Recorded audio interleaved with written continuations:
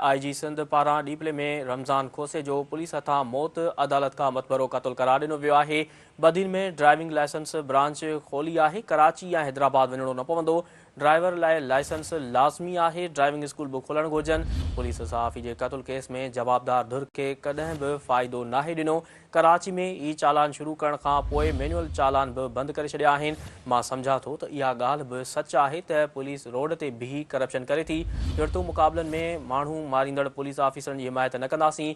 Special branch में बहितरी आणे साख रखंदड़ पुलिस ऑफिसर मुक़ररु कया आहिनि। मंशात फरोशन जो घेरो तंग कयो आहे। पाण निगरानी करे रहियो आहियां। पोरिहत रमज़ान खोसे जो क़त्ल मुक़ाबलो न पर अदालत खां मतबरो क़त्ल आहे। इहा अहम ख़बर आहे जेका असां शेयर करे रहिया आहियूं त आईजी सिंध पारां डीपले में रमज़ान खोसे जो पुलिस हथां मौत अदालत खां मतबरो क़त्ल करार ॾिनो वियो आहे। बदीन में ड्राइविंग लाइसेंस ब्रांच खोली आहे। कराची या हैदराबाद वञणो न पवंदो। ड्राइवर लाइ लाइसेंस लाज़मी आहे। ड्राइविंग स्कूल बि खुलण घुरिजनि।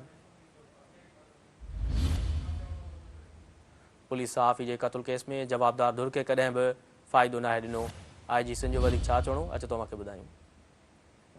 अल्हम्दुलिल्लाह असां बदीन में जेको ही ड्राइविंग लाइसेंस ब्रांच खोली है, हिन जो मक़सदु हो त ही काफ़ी एरिया परे पे पियो हैदराबाद खां या कराची खां। नियरेस्ट जो ड्राइविंग लाइसेंस ब्रांच असांजी हुयूं हैदराबाद या कराची में हुयूं। हम सारे मेंबर ऑफ सोसाइटी हैं। अगर मैं आज आप कहूँ कि भाई हमारे पुलिस ऑफिसर्स की शहादतें हो रही हैं, तो नेचुरली ज़ाहिर है कि हमारा नेचर ऑफ ड्यूटी ऐसी है कि जिसमें किसी न किसी जगह पे पुलिस लाइन ऑफ ड्यूटी उनकी शहादत हो जाती है। आपके जो जर्नलिस्ट हैं जिनका जहाँ पे इस तरह से हुआ है, पुलिस ने कतन कोई इस तरह का कदम नहीं किया कि वो दूसरे फरीक को कोई बेनिफिट दे या benefit of doubt the.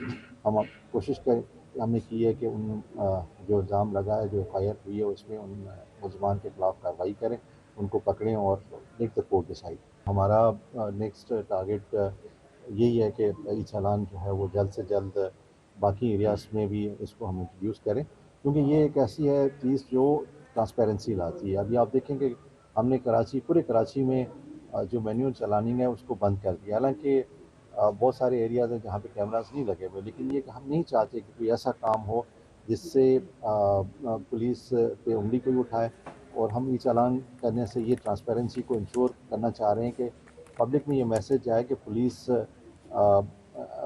Technology के ज़रिए से पुलिसिंग करना चाहती है, बजाय ये कि जिस तरह से पहले हमें इस तरह की इल्ज़ामात लगते थे, जो मैं समझता हूँ कि उसमें काफ़ी हकीकत भी थी कि पुलिस जो है वो रोड पे खड़े होकर करप्शन कर रही है। तो हम नहीं चाहते कि इस तरह का सिंध पुलिस पे इल्ज़ाम आए। तो हम कोशिश करेंगे, गवर्नमेंट की भी ये प्रायोरिटी है, सिंध गवर्नमेंट चाहती है कि भाई मैक्सिमम तौर पर टेक्नोलॉजी को यूज़ करके फेसलेस पुलिसिंग की जाए।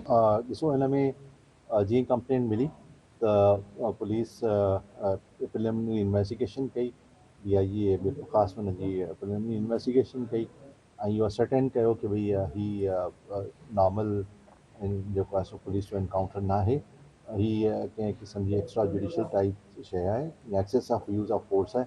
असां फ़ौरन कंप्लेंट जे अगेंस्ट केस रजिस्टर्ड कयो। DIG मिर्पुर ख़ासि हिन खे पाण पर्सनली सुपरवाइज़ करे पियो। क़तन को बि अहिड़ो अमल जेको लीगल नाहे ऐं जंहिंमें एक्सेसिव यूज़ ऑफ फोर्स थी आहे, असां कॾहिं बि हुनखे सब्सक्राइब न कंदासीं। छाजे करे जो असां सम्झूं था त हिकिड़ो सुठो कमु केरु पुलिस ऑफिसर करे थो त हुन सां पूरी पुलिस जी जेका असांजी इकरामी थिए थी। जेकॾहिं को हिकिड़ो केरु पुलिस ऑफिसर ग़लति कमु करे थो, असां पूरी पुलिस जी बदनामी थिए थी। त ही अहिड़ी शइ आहे जेका इस्टेब्लिश जेकॾहिं थी वियो त इहो police extra ordinary use of force कई आहे, असां क़तन उन खे का रिआयत न ॾींदासीं। जीअं नॉर्मल लॉ में आहे, कंहिं बि कत्ल कयो है तो उन्हीं पुलिस ऑफिसर के खिलाफ भी एक्शन। हमने पहले रिफॉर्म किया स्पेशल ब्रांच में, और हमने कोशिश की कि स्पेशल ब्रांच के ऑफिसर्स को हम ऐसे ऑफिसर्स को लगाएं जिनकी रेपुटेशन अच्छी हो। ये एक रिफॉर्म कंटिन्यूसली है और हम मज़ीद स्पेशल ब्रांच को रिफॉर्म कर रहे हैं। उसका मकसद सिर्फ ये है कि हमें सेकंड ओपिनियन मिले। एक तो ये कि लोकल पुलिस अपना काम कर रही होती है, डिस्ट्रिक्ट ऑफिसर उसके ऊपर होता है, लेकिन ये कि सेकंड ओपिनियन एक ऐसी हमारी इंटेलिजेंस एजेंसी है जो अंडर यूटिलाइज्ड है। तो हमने स्पेशल ब्रांच में वहाँ पे गवर्नमेंट से पैकेज लिया, उनसे डिफरेंट डॉक्यूमेंट लिए, उनके लिए उन्हें ट्रांसपोर्ट दी, उनके ऑफिस को चेंज किया। नाज़रीन एक दफ़ो ॿीहर मूंखे आगाह कंदा हलूं त IG सिंध पारां डीपले में रमज़ान खोसे जो पुलिस हथां मौत अदालत खां मतबरो क़तल करार ॾिनो वियो आहे। बदीन में ड्राइविंग लाइसेंस ब्रांच खोली आहे। कराची हैदराबाद वञणो न पवंदो। ड्राइवर लाइ लाइसेंस लाज़मी आहे। ड्राइविंग स्कूल बि खुलणु घुरिजनि। वधीक तफ़सील मालूम कंदासीं। टेलीफोन ते मौजूदु आहे बदीन खां Sindh TV news reporter Abdul Shakoor Memon. जी अब्दुल शकूर, वधीक छा चवणो IG सिंध जो? जी बिल्कुल, inspector general of police IG Sindh Ghulam Nabi Memon अॼु बदीन पुलिस लाइन हेडक्वार्टर पहुची। सिंध के अंदरूनी सिंध के मुख़्तलिफ़ ज़िलनि वांगुरु बदीन में भी ड्राइविंग लाइसेंस जो इफ्तिताह कयो आहे। संदसि चवणु आहे त इहा ड्राइविंग लाइसेंस खुलण सां न सिर्फ़ बदीन पर सॼी सिंध जे आसपास जे पसगंदाई वारनि ज़िलनि खे जे माण्हुनि खे बि फ़ाइदो पहुचंदो आहे। ऐं समूह ड्राइविंग लाइसेंस ब्रांचनि खुलण खां पोइ उन्हनि जी कारकर्दगी मां मुतमिन आहे। हिन चयो त रमज़ान खोसे जे मुबैना डीपले पुलिस हथां थींदड़ इनकाउंटर जी जेका आहे सा जांच बैदि खेसि मालूम थियो आहे ऐं इहो साबित थियो आहे त इहो पुलिस मुक़ाबिलो न हो, पर इहो अदालत खां मथां क़तल बारवाए अदालत आहे, जंहिंजी को बि कानून इजाज़त नथो ॾिए। इन क़तल में मुलविस पुलिस ऑफिसरनि समेत जेके बि दुल मुलविस आहिनि उन्हनि जे ख़िलाफ़ FIR दर्ज कई वई आहे ऐं उन में शामिल जवाबदारनि खे कॾहिं बि बख़्श न कयो वेंदो। हिन चयो त सिंध में थींदड़ साथियुनि जे क़तल में हू कॾहिं बि जवाबदार धुर खां अलावा मुखालिफ़ धुर जे पासे न रहिया आहिनि, पर हुननि सदाईं जेको आहे सो साफ़ियुनि जे भलाई लाइ कमु कयो आहे ऐं पंहिंजूं जेके बि रिपोर्टूं आहिनि ऐं पंहिंजूं जेके बि कानूनी इख्तियारात बि इस्तेमालु कया आहिनि। बाक़ी फ़ैसिला अदालत कंदी।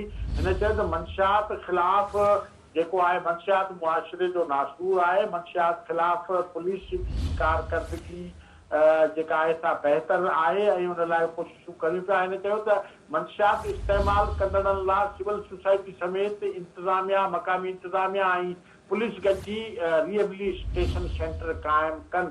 हिन चयो त कराची में पुलिस जी रिट बहितर थी आहे। 30% जेको स्ट्रेट क्राइम आहे उहो घटियो आहे, जॾहिं त क़तल ऐं फुरनि जे केसनि में बि 54% जेको आहे सो घटिताई कई आहे। हिन चयो त कुझु वक़्तु अॻे उत्तर सिंध में पुलिस जी रिट न हुई, जेका सिंध हुकूमत तरफ़ां बहितर टेक्नोलॉजी फराहम करण खां पोइ पुलिस तरफ़ां कयल एक्शन खां पोइ पुलिस जी रिट क़ाइमु कई आहे। 1 साल अंदरि 170 दाड़ेल जेके पुलिस मुक़ाबलनि में मार थी चुका आहिनि, जॾहिं त 450 खां वधीक ज़ख़्मी डाकू गिरफ़्तार कया विया आहिनि। 800 धाड़ेल पाण पेश थी गिरफ़्तारी पेश। ठीकु आहे अब्दुल शकूर मेमन, तफ़सील ॾियण लाइ वॾी महिरबानी।